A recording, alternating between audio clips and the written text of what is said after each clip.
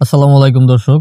আমার চাচাই এই ষাঁড় বাচ্চাটা কিনে আনলো। তো এটা নিয়ে মোট ৩ টা হলো। আগের ২ টার তো ভিডিও আমি সবসময় দিয়ে থাকি। তো সে ২ টাও দেখাবো আবার। তো কত টাকায় বাছুরটা কিনছে আমি অবশ্যই আপনাদের জানাবো ভিডিওর শেষের দিকে। আর আগের যেই বাছুর এটি আর এই একটা, এই দুটো ছিল আগের। আর বর্তমানে এই বাচ্চাটি কিনে আনছে সেটা হলো ষাঁড় বাচ্চা। তো আমি তো আপনাদের সবসময় বলি যে আপনারা যে সময় শুরু করবেন তো ষাঁড় বাচ্চা দিয়ে শুরু করেন। তো এই বাচ্চা টোটাল ৩ টি হলো। ৩ টি বাচ্চায় কত টাকা খরচ যায় এবং কত টাকা লাভ হয় আপনাদের সম্পূর্ণ ভিডিওতে দেওয়া হবে ভবিষ্যতে। তো বাছুর আগের দুটো বা এটার সম্পূর্ণ কিন্তু আপডেট আমি সবসময় দিয়ে থাকি যে কেমন পরিবর্তন হয়। তো আপনারাও যারা শুরু করবেন আমি তো আগেও বলছি আপনারা ষাঁড় বাচ্চা এই অল্প পুঁজিতে ছোট ষাঁড় বাচ্চা দিয়ে শুরু করতে পারেন। এগুলো সবসময় মোটামুটি ভালো থাকে, রোগবালাই হয় না। তা আমি সব ভিডিওতে বলে থাকি। তো যাদের কম পুঁজি তারা কিন্তু এইগুলো দিয়ে এইসব ধরনের ছোট বাচ্চা দিয়ে শুরু করতে পারেন।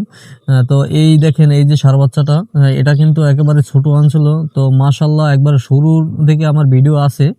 তো দেখেন এখন কতটা পরিবর্তন হয়েছে বাছুরটা। মাত্র ২ মাসের ভিতরেই ২ মাস মনে হয় নাই সম্ভবত। আর এই একটা বাচ্চা এটা আ একটু বেশি হইছে। তো মোটামুটি অনেকটাই পরিবর্তন হয়েছে। তো যাদের কম পুঁজিতে তারা কম পুঁজিতে টাকা ব্যয় না করে বড় ধরনের ঘর না করে এভাবে একবারে বাইরে পালতে পারেন। আর ছোটখাটো রাতে বাঁধার জন্য একটা ছোট ঘর হইলেই হবে আপনাদের। তো এই বাইরে দেখেন একটা চারি আর ও দুটো ওই যে খড় যেটা দেয় যে জায়গায় ও দুটো ওই জায়গায় তো বাইরে বইয়ে পালতে পারে। তো আপনাদের যাদের কম পুঁজি তারা ঘর না করে বিশাল খামার না করে প্রাথমিকভাবে এভাবে শুরু করতে পারেন। এই দেখেন আর যেই বাচ্চা দুটো ওই গাছের তলায় এভাবে বাঁধা থাকে। তো একেবারে বাইরের আউটসাইডের কোনো খরচ নাই বললেই চলে। শুধু যেই গরু এবং ঘর এই যে সামনে যেই ঘরটা ওটা একবার ভাঙাচোরা একটা ঘর ওটার ভিতরেই রাখে। তো আপনারা যারা প্রথমভাবে শুরু করতে চান তো এভাবে শুরু করেন বড় অ্যামাউন্ট কোনো খরচ না করে। প্রাথমিকভাবে এরকম হলেই হবে। এই বাচ্চাটা মাত্র কিনে নিয়ে আসছে। তো খাবার দিয়ে ট্রাই করতেছে যে আসলে খাবার খায় কিনা। তো সেজন্যই আরকি ট্রাই করে দেখতেছে।